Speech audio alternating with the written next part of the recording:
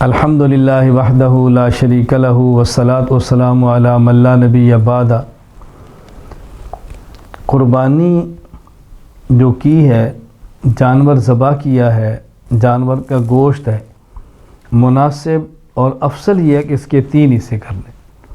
ایک حصہ خود استعمال کریں، اپنے بچوں کو کھلائیں، اپنے گھر والوں کو کھلائیں، اور ایک حصہ اپنے رشتہ دار اور دوست احباب کو دیں، اور ایک حصہ فقراء اور مساکین کو دیں۔ یہ بہتر ہے رشتہ داروں کو دینا خواہ وہ مالدار ہوں، دوستوں کو دینا خواہ وہ مالدار ہوں، یہ بہتر ہے۔ ایک حصہ خود استعمال کریں، دوست احباب کو دیں دوسرا حصہ، اور مساکین کو دیں تیسرا حصہ۔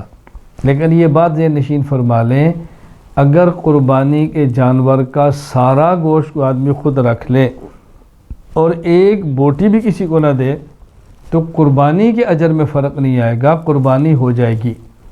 ہاں، جو گوشت دینے پر اجر ملنا تھا اس سے محروم رہ جائے گا۔ مروت کے بھی خلاف ہے کہ آدمی سارا خود کھائے، غرباء کو نہ دے، دوست احباب کو نہ دے، مروت کے بھی خلاف ہے۔ تو بہتر ہے 3 حصے کر لیے جائے۔ اور اگر قربانی کا بڑا جانور ہے اور اس کے اندر 7 آدمی شریک ہیں تو پھر جو گوشت آپس میں تقسیم کرنا ہے وہ اندازے سے تقسیم نہ کریں بلکہ وزن کے ساتھ تقسیم کریں، تاکہ ہر کسی کو برابر برابر جائے۔ پائے ہیں تو برابر رکھیں، کلیجی سب کے اندر رکھیں، اس طرح کر کے تقسیم کریں، کسی کو شکایت نہ موقع نہ ملے۔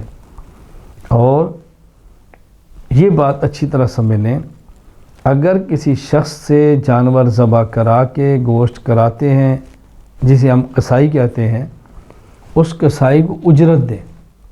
اس اجرت میں نہ تو گوشت دے سکتے ہیں، نہ ہی اجرت میں کھال دے سکتے ہیں۔ یعنی ایک شخص جانور ذبح کرتا ہے، وہ کہتا ہے میں ذبح کرتا ہوں بس کھال میری ہو گئی، یہ ٹھیک نہیں ہے۔ میں ذبح کرتا ہوں مجھے آپ 2 کلو گوشت دے دیں، یہ ٹھیک نہیں ہے۔ تو قربانی کا گوشت فروخت کرنا یہ بھی ٹھیک نہیں، اجرت میں دینا ٹھیک نہیں۔ تو قربانی کا گوشت اجرت میں دینا بھی ٹھیک نہیں، اور اسی طرح قربانی کے گوشت کو فروخت کرنا بھی ٹھیک نہیں ہے۔ یہ اللہ کی طرف سے تحفہ ہے، ہدیہ ہے، اس کو استعمال فرمائیں۔ اللہ تعالیٰ ہمیں اللہ تعالیٰ کے ہدیے کی قدر کی توفیق عطا فرمائے۔ وآخر دعوانا الحمدللہ رب العالمین۔